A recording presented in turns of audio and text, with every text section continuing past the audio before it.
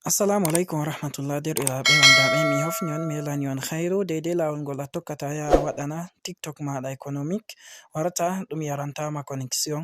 Kanjum on mi yiɗi mi holla on. Arande mai ni habde abone ha chaine Kuɗal Plaku TV gal YouTube, e nonnon on partaja videowol mai kala nder group ji moɗon ɗi ngol hewtoto fu heɓa ngol nafa ɗuɗɓe. E arande mai ni lawol ngol a tokkata to TikTok ɗo yaranama connection, a wara a activa TikTok assa yarugo. En wara en nasta nder TikTok mi hollira on. To en nasti nder TikTok banni sai on wara ha toɓɓe didi tati dow ɗo, on klika dow maji banni sai on dirta on wara ha windi parametre e confidentiality. To on wari dow ton banni, to on tappi dow ton sai on dirta